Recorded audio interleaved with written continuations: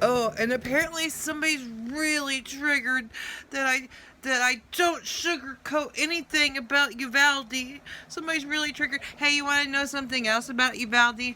Hey, I said they needed an arcade, and somebody actually listened and brought a Mr. Gaddy's here.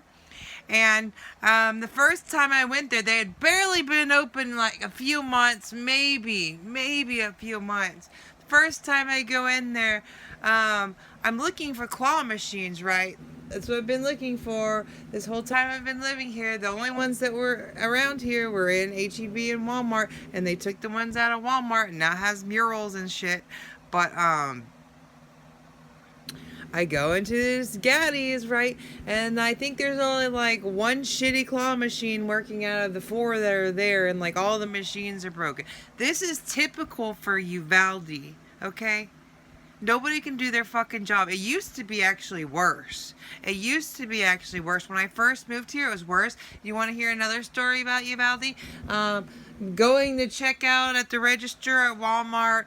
The lady doesn't even know the produce code, but she has a cheat sheet right in front of her that she can scan. She scans the wrong thing. It has a picture of every kind of fruit and vegetable, even like the varieties, the different varieties, as a picture right there on the fucking thing, right? Right there on the fucking, oh, I scanned the wrong one. And then they call the manager over, but it's Uvalde, right? So it's not like a regular manager. So run over there. No, like 30 minutes later, okay, maybe that's over exaggeration. 20 to 25 minutes later, the manager comes, walks up, and like voids it or whatever. Like, why do you even need a manager to void a fucking tomato? But whatever. Yeah. And then, like, I said something to the people in line behind me, and I was like, oh, it's Uvalde. And they understood exactly what I was talking about. They said, yeah, it always happens when we're in a rush, too. They knew exactly what I was talking about. How the fuck did they know that, huh?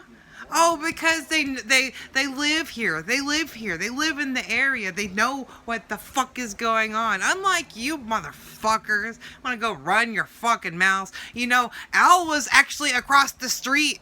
Al was actually across the street when that shooting went down. He was working at the funeral home. Not working at the funeral home, but working at the funeral home, like as a contractor or something. Like he didn't work for the funeral home. And Al would have had his gun, but for some reason, when I said that we should go I wanted to go for a walk and look for arrowheads or something. He thought that he needed a gun because he's scared of hogs. And that's the only reason he didn't have his gun, but I told him he didn't need it. I told him he didn't need it. I've walked the property several times. I've never had a weapon.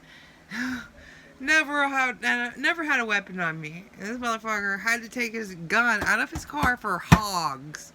And then like the very next day, after he had moved it, the very next day, right across the street. Yeah. You know, pray that people start listening to me. Or maybe you should pray for Al, because that must have been hell on him too. Maybe you should mind your own fucking business.